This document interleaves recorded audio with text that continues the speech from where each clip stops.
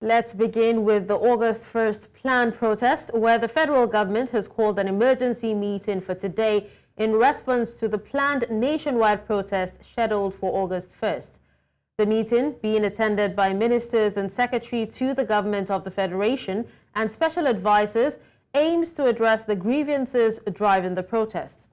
President Bola Tinubu has appealed to the organizers to shelve the protest and give his administration more time to implement people-oriented programs.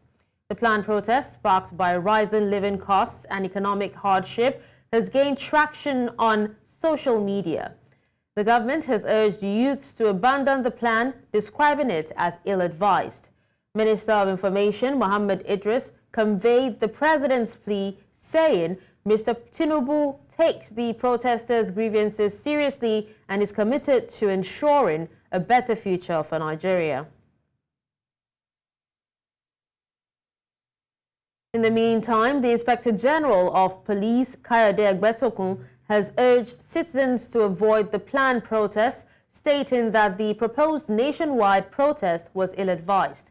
Egbetokun's statement was made in response to social media campaigns rallying for a nationwide protest scheduled for August 1st due to the economic hardship in the country. Now, speaking during a meeting with commissioners of police in Abuja, he noted that the country has experienced violent protests with severe consequences. The IG added that last EndSARS protest worsened crime rates and insecurity in several parts of the country. While he acknowledged the right to peaceful protest as enshrined in the Constitution, the IGP said the force must ensure that these protests do not snowball into violence or disorder.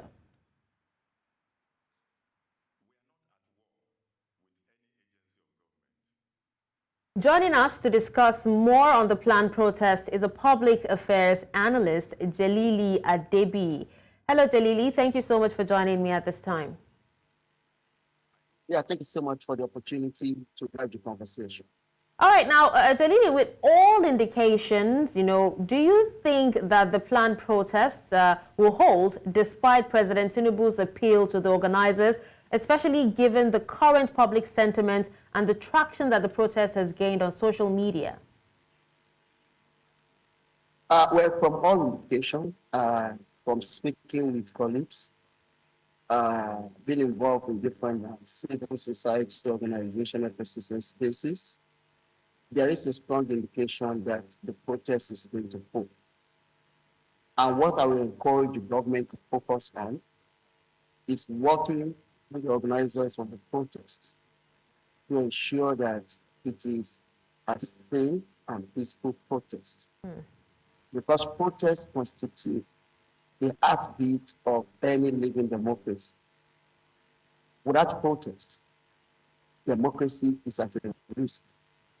And that is why it is important that every time people are leveraging the streets to agitate for improvement in the well-being and overall living condition of the people, what the government should do is to ensure that the protests are not hijacked and that we work with communities where the protests will be taking place to ensure that we create a supportive and enabling environment for the protests to be peaceful. And at the same time, it is incumbent on the government to hold protesters accountable to the ability to organize a peaceful protest. And what I understand from the government perspective is that there is no government that will give an express approval, especially in the global south, for protests to take place on issues such as this. Okay. And that is why what the government is doing is to play the game of psychology. All right, Jelili, speaking of approval now, the federal government has actually called an emergency meeting to address the protest. Now, in this meeting, what measures do you expect to be discussed or even implemented, during the meeting, especially if, the organizers decide not to step back on the protests? I do not speak for the government. I'm not for their payroll. And I've not been consulting for the government on issues of governance in recent times. However, from what we've been reading on the pages of newspaper and what we've been hearing from our colleagues who are working with the current government, it also appears to me that what they are trying to do is to present some facts as to why the protest should not proceed. Whatever they present to the organizers of the protest, I still think it's not going to prevent the protest from taking place. Because the protest is about the living condition of the street. The street is in a state of frustration. If the government is smart enough, the solution is not to bottle up what is about to explode. The solution is to allow the protest to take place. In that way, people will be able to ventilate their frustration. When you bottle up a frustration, when it explodes, it gives no conversation.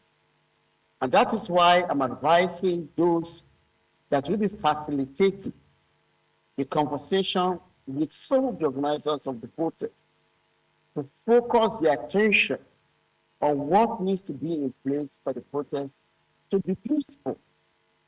Okay. If they focus on something else and people mobilize themselves to the street, then we might have lost the opportunity to ensure that the protesters ensure that the protest is accountable. I, for one, am an advocate for peaceful protest. If there are some sections of the organizers of the protest that are claiming that they are going to burn down the properties of the public, then those ones need to be taken care of by the security. They need to be invited to discussion. But I want to emphasize this against the government and to our viewers that protests constitute the heartbeat of any living democracy. All right, but the IG also referenced, the last NSAS protest and its aftermath. We all know what happened, there. What lessons do you think that these organizers or those who intend to go out for the protest can learn from the past protests in Nigeria? And, how do you think that these would inform the government and, law enforcement's approach to the upcoming planned protests?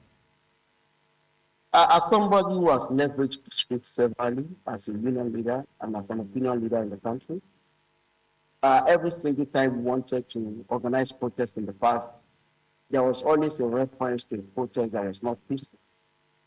Ali must go protest at the University of Lagos was cited as not a peaceful protest and was used to discourage my leadership from mobilizing the students to protest some of the issues that we felt needed to be given more attention by the leadership of the then Vice Chancellor of the University of Lagos. So the IG citing the issue of insight is just a classical play script that is expected from it. If it's not saying it, they will say that something is abnormal. What he's saying is the typical normal response from those that are in charge of the security apparatus of every country. What I think we need to learn from the NSAS is very simple. One, the government must play its role. In the case of NSAS, not enough was done by the government to provide an enabling environment for a peaceful protest. I condemn categorically all the meetings or the warnings that happened during the period of NSAS. Those were needless. Because every single time you go to the street, it is a privilege on the protesters to recognize the limitations of their rights. The right to protest is not the right to disrupt the peaceful conduct of other citizens' activities. That was the clearly stated. So I expect on the side of the organizers of the protester is to educate the people that are mobilized into the street about A to Z of a peaceful protest. Okay. Protests must never degenerate into disruption of peaceful conduct of other non-protesting citizens' activities. There are ways things can be done peacefully. And I believe that is a lesson that should be the talking point for those that are organizing the protest. All right, well, thank you Which so is also much, Jalili. Sadly, we'd actually have to wrap up here. Thank you so much for speaking to us on this.